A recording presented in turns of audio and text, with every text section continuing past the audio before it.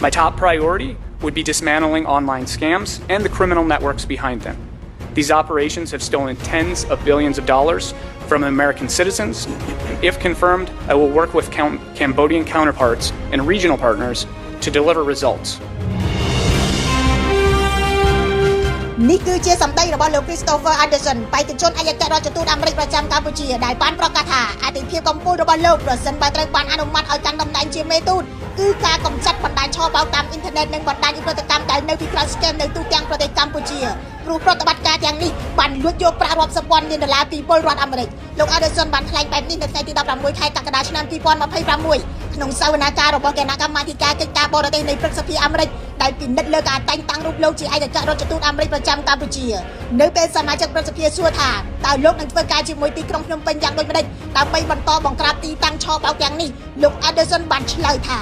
Sir, to bluntly answer your question, it's going to be boots on ground, getting my hands dirty, bringing in joint task force, working with a myriad of agencies. លោកចង់សម្ដៅថាការបង្ក្រាបបណ្ដាញឆបោកនឹងត្រូវការចុះធ្វើការដោយផ្ទាល់នៅកម្ពុជាការបង្កើតក្រុមការងារចម្រុះនិងកិច្ចសហការជាមួយស្ថាប័នជាច្រើនដោយមិនអាចពឹងផ្អែកលើស្ថាប័នណាមួយតែមួយបានទេលោកបន្តថាលោកនឹងជំរុញឲ្យមានការចូលរួមពីក្រសួងការបរទេសក្រសួងយុតិធម៌និងក្រសួងការពារជាតិរបស់អាមេរិកនិងសម្ព័ន្ធមិត្តក្នុងតំបន់ផងសហការជាមួយកម្ពុជាបង្ក្រាបទីតាំងឆបោកឆ្លើយតបទៅនឹងការលើកឡើងរបស់បេក្ខជនមេទូតអាមេរិកលោកទូចសុខៈអ្នកនាំពាក្យរងក្រសួងមហាផ្ទៃបានប្រាប់ News Today ថាកម្ពុជាក៏ចាត់ទុកការបង្ក្រាបឆបោកតាមប្រព័ន្ធបច្ចេកវិទ្យាជាអាទិភាពខ្ពស់ហើយបានសហការជាមួយដៃគូប្រហែល20ប្រទេសរួមទាំង FBI របស់អាមេរិកផងដូច្នេះកម្ពុជាស្វាគមន៍កិច្ចសហការពីគ្រប់ភាគីចំណែកលោកច័ន្ទរតនាអ្នកនាំពាក្យក្រសួងការបរទេសបានប្រាប់ News Today បន្ថែមថាប្រសិនបើមានសំណើផ្លូវការត្រឹមត្រូវពីភាគីអាមេរិកកម្ពុជាត្រៀមសហការដោយឈលលើការគោរពអធិបតេយ្យភាពសមភាពរវាងរដ្ឋនិងច្បាប់អន្តរជាតិ